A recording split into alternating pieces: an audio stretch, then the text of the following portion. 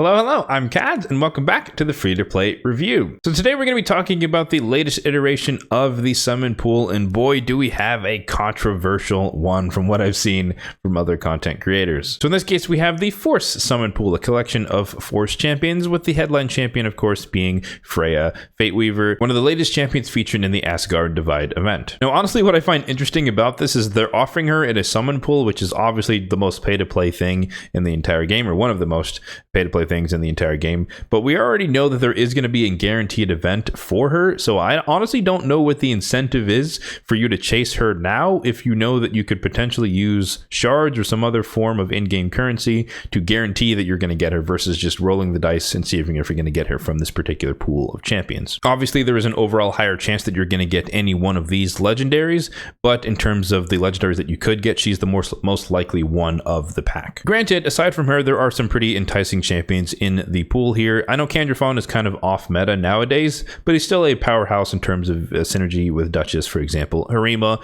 is one of the, if not the best defensive-based nuker in the entire game for PvP and PvE, arguably. So super powerful. Stultus, great for hard mode dragon, or dragon in general, reflecting all the poisons back. A lot of people do solo duo type compositions with him. Python, one of the tankiest champions in the game for some reason. So there's a lot of good other options that you could get aside from her.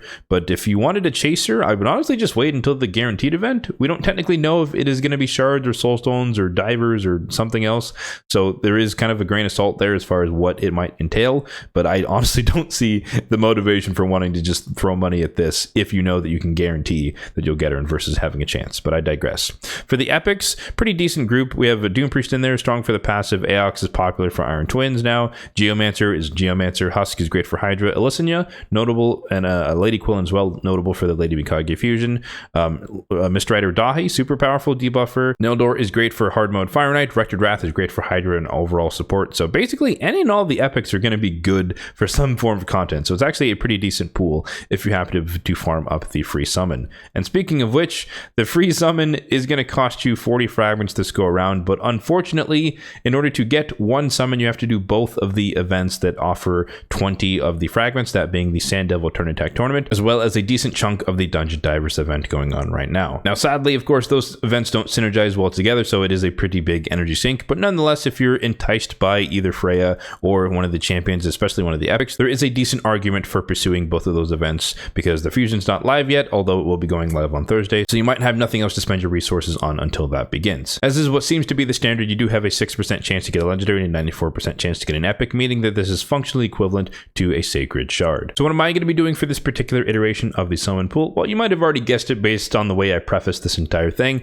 but yeah, I plan to go, at least as of right now, I plan to go for the guaranteed for Freya, so I have no incentive to risk just getting a chance to get her versus a guarantee event to get her. On top of that, I basically have all of the legendaries in the pool aside from Meltwater, Glaciate or something, and then a Kurgar Deathbell, but I have everyone else, and so I don't really need any of the legendaries. Obviously, a duplicate Harima would be amazing, but the odds of that are horrendously unlikely, so yeah, I'm just going to save my resources. In my case, I have, 62 Sacred Shards, so if it's going to be a 25er as far as the Deck of Fate for Freya, I'm in a position where I can actually be able to do that and not have it make a huge dent in my overall resources. But for you guys, I think it's really up to you. If you don't have enough shards to potentially get the guaranteed Freya, then in terms of spending money, you're probably better off buying these fragment or Prism Shards over buying normal shards in order to get her from, say, a summoner, the Deck of Fate that requires Sacred Shards, which are ridiculously expensive, right? You'd probably be better off trying to do this, hit the Mercy, and then get lucky that way versus buying, I don't know, 20 Sacred Shards and going for that, right? That'd be ridiculously expensive. So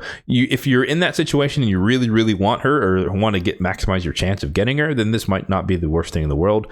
But I think you could probably just do without her, and that probably would be the best form of investment, in my opinion. And of course, if you do have enough shards, you also have to contend with the fact that we've been hearing that Thor is a pretty powerful or decent champion, and so you might want to save some amount of shards for the fusion, which is a hybrid style, notably one of the hardest form of fusions in the game. And so you might have to balance between that, pulling for the Summon Rush, the Champion Chase, or anything else they might throw at us on top of the Deck of Fate. So if you're in my boat and you have an abundance of shards, just wait for the guaranteed event. That way you don't have to worry about doing all these events and tournaments, etc., just to have a chance to get her. But if you aren't in that situation, then you might have to evaluate, is it worth it for going for the free summon, or is it worth it for paying for extra summons? So yeah, let me know in the comment section down below what you guys plan to do around this Force summon pool. And as always, if you enjoy the video, then be sure to hit that like button down below and subscribe to the channel for more content just like this one in the future. Thanks for watching and have a good one.